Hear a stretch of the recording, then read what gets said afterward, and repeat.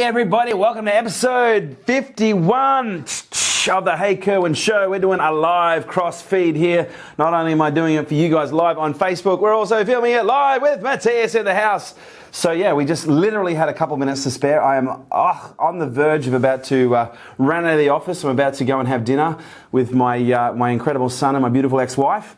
And have a family dinner. So before I do that, I thought I'd jump on here and do episode 51. We've just filmed episode 50 of the Hey Kerwin Show. It was a fucking cracker, I got to tell you. It was pretty darn good. And now we're at it again. So Matthias, it is over to you. Alrighty then. Fun fact, 51. There are 51 states in the United States of America. The 50th state being Hawaii. There you go. Wow, that's... If you are on here and watching us, tell me, where in the world are you? Who's here? Say hello. Kirsty Pato says, for people who don't have kids, I'm a person who don't have kids, but what would your life mean beyond your son? Ooh, that's a big question. What would my life mean beyond my son? Well, here's what I know. My life has an enormous amount of meaning because of my son. And before my son came along, it still had an enormous amount of meaning as well, but it has been enriched considerably by the values that my son has bestowed upon me through his birth and subsequent existence.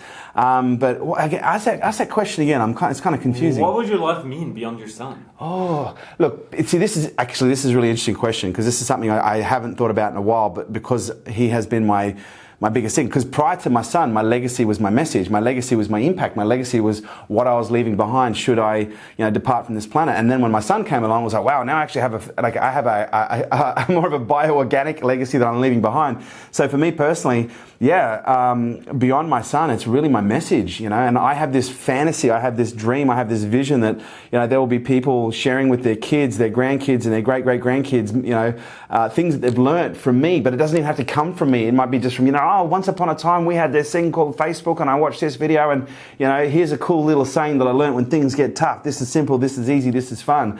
Or something to that effect. So for me, the meaning that I have beyond my son, which is actually a big question because there's an enormous amount of value that I put upon him and around him now, it really comes down to my impact and what I'm leaving behind and my ability to live my purpose while I'm here. And the more able I am to do the things that light me up while I'm here, the more full my life feels and the greater I feel the impact I'll have. And I think oftentimes in life we prioritize the things that aren't important, and as a result our life is full of things that are unimportant and uninspiring, and so we end up being unfulfilled.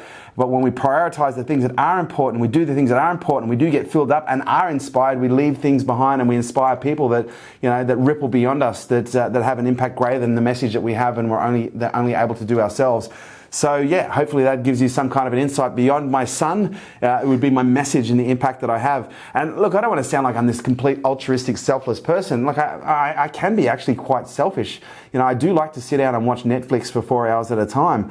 But when I'm not watching, Netflix for 4 hours at a time, I'm scrolling through Facebook, Instagram, LinkedIn, YouTube, and engaging with the community and letting people know how much I appreciate the impact that I'm having and providing greater levels of support, because that's just what I'm wired to do. And the meaning that I have in this life is to live a life of meaning that is full and great and inspires others to do the same. Hopefully that helps. All right. Next up, she's like a comet. She's like a comet. Yeah. She burns bright. How do you get the time, focus, and motivation to post so much stuff online? The time, focus, and motivation. Well, first of all, it's got to be prioritized. The focus really comes down to planning, and the motivation really comes down to, the reasons behind I do what it is that I do. And once upon a time when, before we actually started the social experiment, my goal was to actually take the transformations that I was creating in the rooms, at the events, and the consulting and the coaching that I was doing and share it with the rest of the world. And so my motivation was, I guess in a way you could say it was a little bit altruistic, but it started quite egotistical, because when I first started doing what I'm doing, I was looking for validation, I was looking for significance, I was looking for little pats on the back and to be validated, to feel like I was smarter than I thought I was, that I was better than I thought I was, or that I had a worth greater than I thought I was. But then once I reached the state of self-security and self-centeredness, meaning that I'm centered within myself and my own worth and belief of what it is that I do, I no longer started to seek external validation, and I started being filled up by my ability to do what it is that I do. So for me personally, the motivation really comes down to, like, when you're getting messages every month from people whose lives that you've saved because they're about to commit suicide and they found a video on Facebook or Instagram or YouTube that prevented them from taking their own life.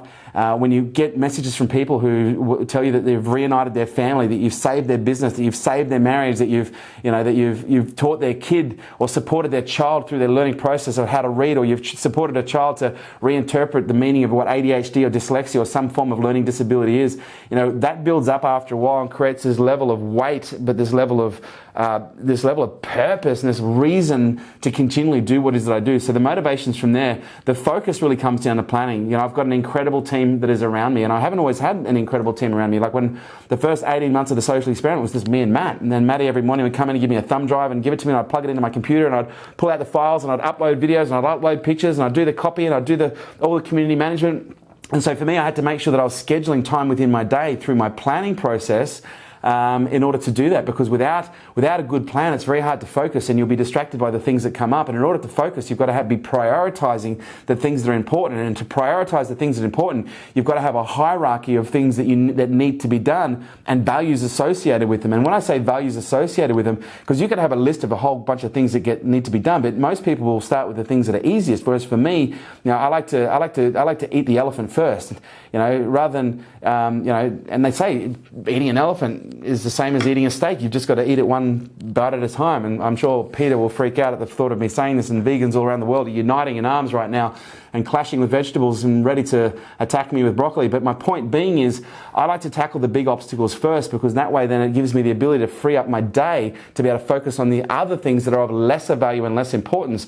But you've also got to understand, the bigger things that you focus on first are going to take, the decision-making battery life, or the decision-making, because here's what I learned. If you do lots of little things before you do the big things, by the time you get to the big things, you're going to have what's called decision fatigue. You're going to have, you're going to have some form of fatigue. You're going to have focus fatigue. Whereas for me, the things that require the most amount of effort are going to require the most amount of decision-making power, the most amount of focusing power. And so I like to attack those things first. And I do this thing called Schedule It Done. And if you go to YouTube and you Google Schedule It Done, I think we've got a video on me actually, or a blog on me talking about scheduling it done. And what was the first one? So it was motivation, focus, and time. And time for most people is a bullshit excuse that is used by those who don't prioritize and plan their time and allow their time to be dictated to them, or the execution of the time to be dictated to them by the things that make the most amount of noise. And for me personally, I don't listen to the noise. I focus on the plan.